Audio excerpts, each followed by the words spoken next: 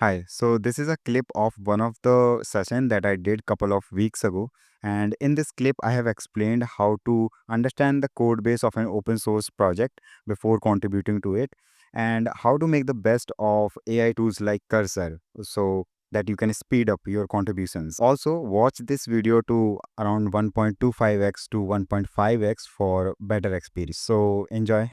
Cool. So I'm going to show a couple of things that you guys can use through Cursor. And you guys may already know some of the techniques and tricks that we do using Cursor, but still I would try to showcase what I usually do when I contribute to open source. So I use Cursor so that I don't waste my time in things where we can save the time. Okay. Anyways, let me go through the code base. By the way, this is a new code base. I have not even checked it out, but I had just set it up because at one point of time I was trying to contribute, but then I got an offer and so I was not able to do so. Let's say I have not done anything in this code. I have not even opened a single file before that meet. So the first thing I most of the time do is, so let me write it down here as well. I understand the architecture. So this is the first thing I always do. Some of the open source projects already provide some kind of README file that contains a whole architecture, and sometimes they don't. So for that, I use Cursor. So let's go to Cursor and we will type it out. Map out.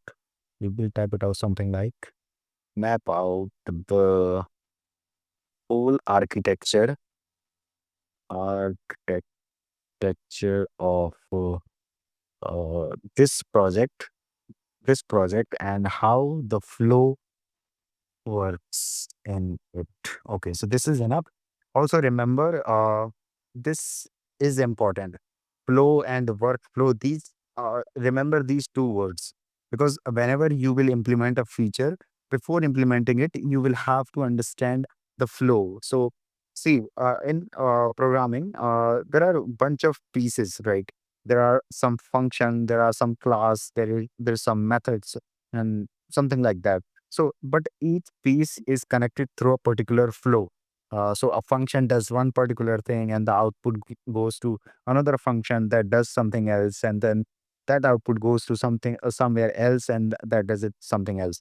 So this is how the flow work. So if you have to make sense of the code base, or if you have to make sense of any code, then the first thing you shouldn't start reading the code like that. Wait a second, let me open a file. So for the first thing you will not do is start reading what does this document do, what is this function, and what is this on call or caught error, what are these things. No, you will not do these things. So what you will do is you will understand the flow. Like flow means how does the functionality work and at a high level. So let me enter it and let's the cursor map it out the flow and and that's just so now you can see the cursor has started exploring the code base. It is reading files and it is reading everything, so it will do everything for us, and then we will understand a high level flow. Whenever you enter a code base, don't jump into any file and start reading code. That's not a very good idea. I never understand that way. Okay, so it made a chart as well for us. That's pretty horrible chart. Okay, but still, let me. Do they allow to zoom it or? Okay, they do. Okay, so external. Okay, understood. Hmm. So this is a pretty basic chart, and also it can be overwhelming in the when we contribute initially. But still, keep in mind just one thing that whenever there is something complex, uh, you don't take it as a whole. You don't understand everything. So this chart may sound like very complex to you, But we don't understand complex thing like that. What we do is we simply understand one particular block, then we understand another block, and this is how we understand a particular a thing that is complex. So we don't kind of think about how does this whole flow work. That's not the case. When something is complex, just take a small bit and then keep on learning more things and keep on connecting it with other bits. So that's how we understand the whole flow. So let me go through here and okay. So there are three main components here, and this is front end, and this is back end, and this is external services that they use. So that's pretty simple, and that's it's a monorepo architecture. Most of these startups start with a monorepo architecture. So that's the simple thing. In monolith, we keep all the services in a different repo, and we deploy them separately. And in monorepo, we keep everything in a single repo, and we uh, build from the single repo so that we don't have to write code twice that can be used in both of the code bases like front end and back end. And one example of it can be types. So when our code base is in TypeScript, like our front end is in TypeScript and our back end is in TypeScript, then we use types. So let's say there are types that we have defined in a front end. So in case of monorepo, we can use the same types in backend as well without copy pasting and without the duplication of the code. So that really helps us to uh, save time and iterate fast. And many some another benefit of it can be uh, not jumping to multiple code bases. And there are many providers these days like Vercel who allow you to deploy backend and front end in a same instance. So basically, you don't even have to deploy it to multiple providers. So that's also an ease of use when we do monorepo. Okay. So let's dive into these components. So this was our front end, this was our back end, and this was external services that they use. So external services basically means uh, see when we build a startup or whenever we build a project, we cannot code everything in house, right? So there are external services that we use. So for example, uh, uh, in Opensox.ai, one thing that I have to do in future, that is sending emails. Currently, there is no feature like when I can send emails to you guys. Let's say you subscribe to Opensox AI, and I want to send you email. So I cannot. I mean, coding my own provider, email provider, would be a really hectic task for me. So why not just sign up to an external service that do it for me. So that's how so same in all the code bases, they all of them have some external services, and most of them are easy because they only use APIs or they only use templates. So this part is not that hard. And so let's just start with backend. I had a very bad habit of starting with front end, but I will not do it with you guys. So always, and also this is very important. Whenever you code, whenever you have to code a feature that include both front end and back end, then always start with back end. Don't do it with front end unless it is extremely important to do it from front end to back end. Otherwise, 99.99% of the cases, you have to do back end first. That is the best approach, and that is the most optimal approach that you can do, right? Okay, so let's go for backend. So they have see, there is the main.ts that contains the server, and it contains endpoints also, and you can see it's the Hono app. So there are I have very little experience of Hono. I just built it once for assignment, but it is kind of similar to Express.js. and it has some benefits. I am not very sure about it. You can chat GPT it, what are the benefits of Ono app comparing to Express app. So, and this main.ts contain this server, Ono server, then cores, and then mounts.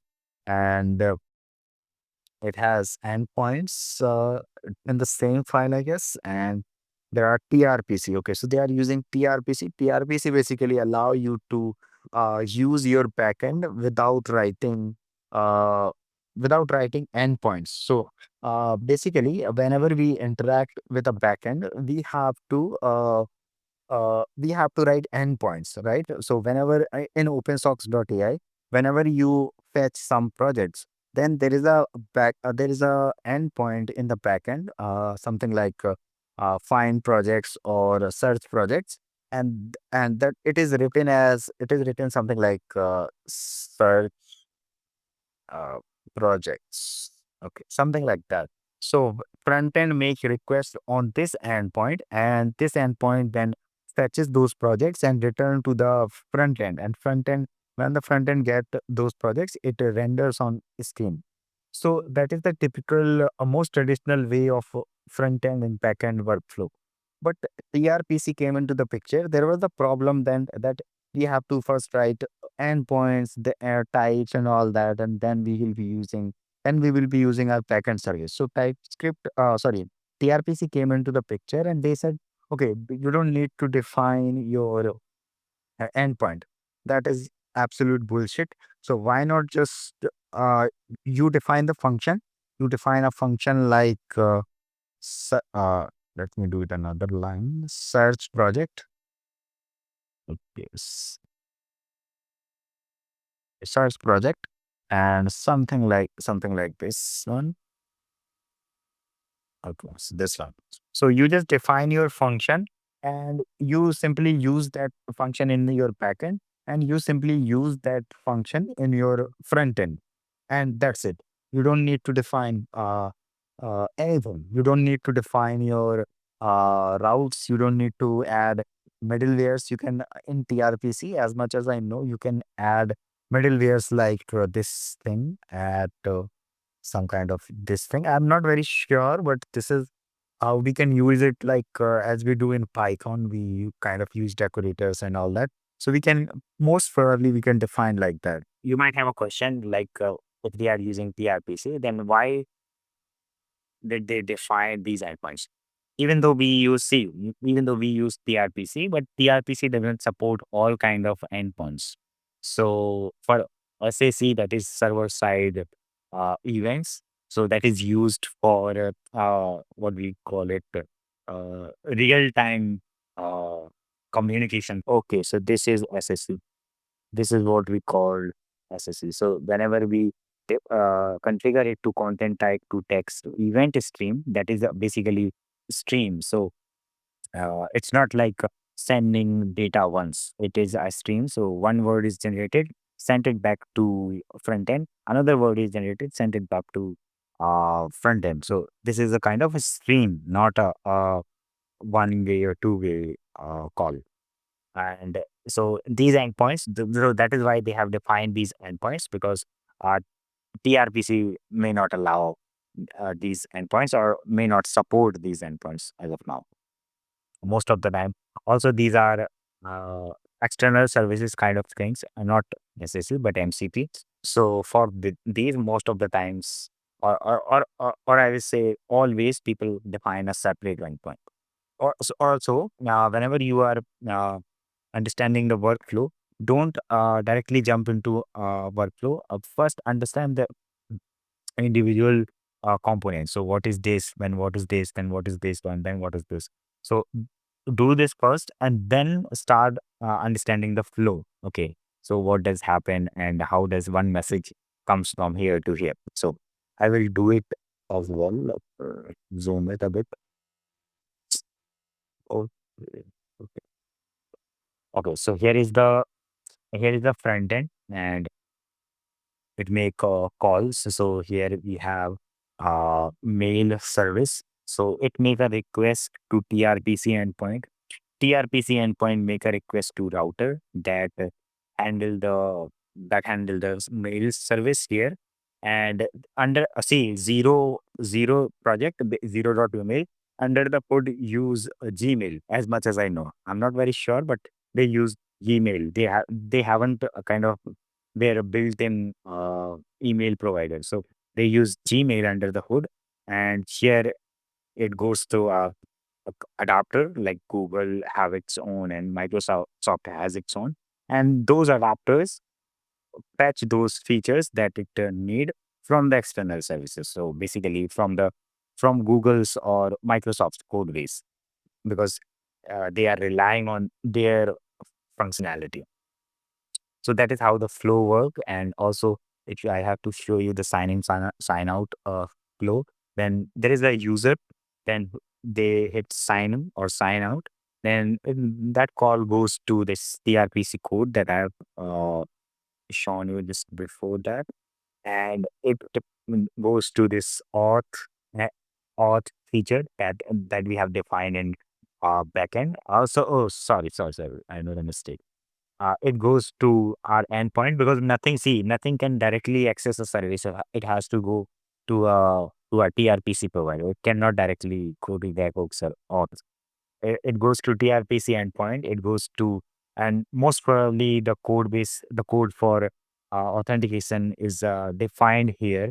And from here, it goes to this service that we have defined for auth. So, and also one more thing, don't be very religious to any content that is created by AI. So they make mistake. I don't know how true it is and how correct it is. So it is always good to uh, manually check, right? Currently, I mean, it may be wrong. Maybe they may not define some particular service here, or they might be wrong in many cases. AI is not that perfect so far. So, if something's feel odd to you, or you are very surprised to it or stuck to it, then either use the same prompt again or you try to get the architecture once again in a separate chat or try to find it manually. So that way you will be clear about whether what it is suggesting is even correct or not. So this is how the auth work. Basically, from auth service that fetches the data, and then from auth, this goes to external services, email, and all that. So that's how they verify. So this was the flow this is the high level flow that you can understand, and also it write down everything what it does. So I would suggest you to always read it first and understand it. Don't uh, read it for the sake of reading it. It's not a novel.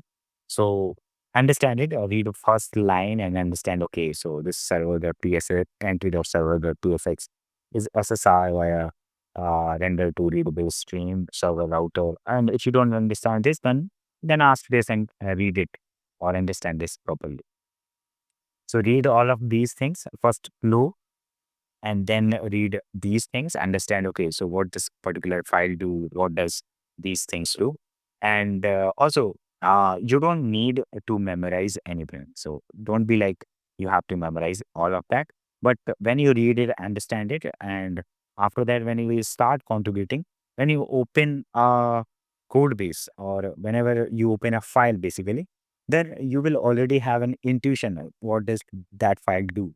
So in that case, so that's why we are reading and doing all of that. Uh, and it provides very good architecture. So that was for architecture. So this will help you initially a lot to understand everything. And coming to this another thing that will be helpful. Let's say you are implementing a feature. So I issue any issue, and let's say there is a bug related to dark or light theme. So manual way to find it, just go to files and understand where is the theme folder or whatever, where you can find the files and where you can see where might be the error. So first you will find the piece of code that is responsible for theme. So instead of doing it manually, why not just go to here and uh, ask it like which part of the code is responsible for change. Just go it like that, and it will find that piece of code for you. So you don't have to manually waste a lot of time to find things. Also, when I started coding, there was no, I think the cursor was not there that time. So the biggest pain point for me was this. I mean, finding where is this particular code, and the fixing it and implementing it wasn't a big of a hustle, but that was the most painful thing for me. I mean, this is not a very big problem in smaller projects like these, but when a project is huge, when a code base is really big, then you will waste a lot of time in finding a particular functionality. So that is the best case of using cursor. Also, one more thing, I mean, it is pretty subjective, but I always, I mean, from the last month, I guess I started keeping it off, the cursor tab. So it doesn't suggest me anything because it used to create a kind of noise. It kind of give you a sense of unnecessary urgency. So you could just keep doing tab, tab, tab, and after it added around 10 to 20,000 lines of code, you are not sure what does it do. So I just disabled it, and I would suggest you to do it as well. Just use cursor at least initially for knowing, understanding the code, and then code it on your own. Also, you can ask it for code itself, but write code on your own. Don't ask the cursor to implement for you. Because when you write the code, you will ask yourself, okay, so let's say it suggested you this code, and you will ask yourself, okay, so what does this do? Why I'm adding it here? So when it will be clear, you can write it as well. Okay, so now it has created a response. So now you can see the theme is in client provider. So you can click on this one, and here you go. You are directly at the part of the code base where you want to go. So it does the job of I would say 15 to 20 minutes in couple of seconds. So that is the best thing you can do with cursor. I mostly keep it up, and I would suggest you to do that initially. Also, it help you in building logic. So let me share one more trick with you using cursor. So first of all, that is the problem. Whenever there are simple issues, initially you are going to face competition. Simple things always have competition. So also initially you can't like start contributing to really complex issues because you are just starting out. So what you can do is you can go to any file or whatever, or just go to as normally. What are the problems and bugs in the current code base I can improve?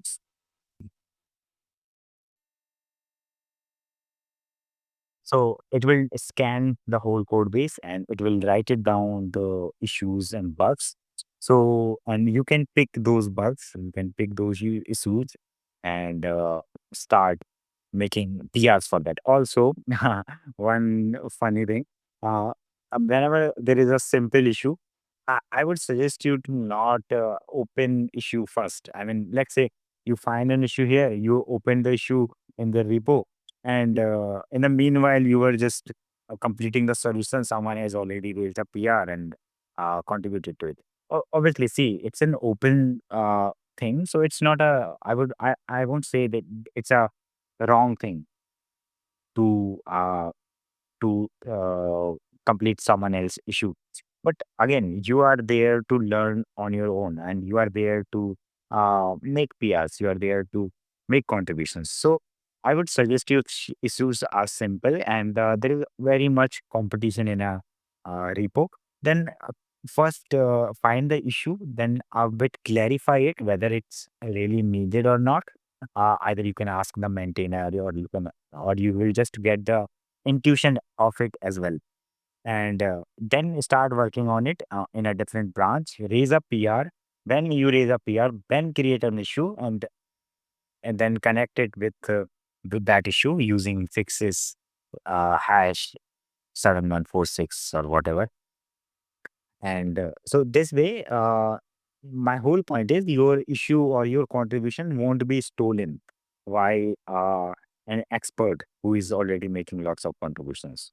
And obviously, it's not something wrong. It's not uh, something that you should always do. You won't do it when you will start making contribution in a month or two. When you will be a decent enough contributor, you won't need to do that because that time you will start picking really hard and complex issues, and in those you won't find any competition. So once it is up to you, you can make a PR on that.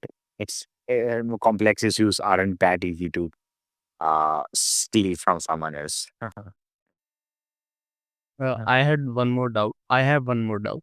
Actually, regarding like जैसे मैं देख रहा था recently YC backed companies, so it's mostly AI uh, mm, around each and every one of them are working around AI or AI agent regarding that. So like uh, I believe so for me to make contribution, and firstly I have to learn AI and AI agent because mostly things will revolve around that only. कि ज़्यादा contribute मैं तभी कर पाऊँगा क्योंकि So your question was that most of the code bases are in AI agents, so you should be focusing more on AI, right? Yeah.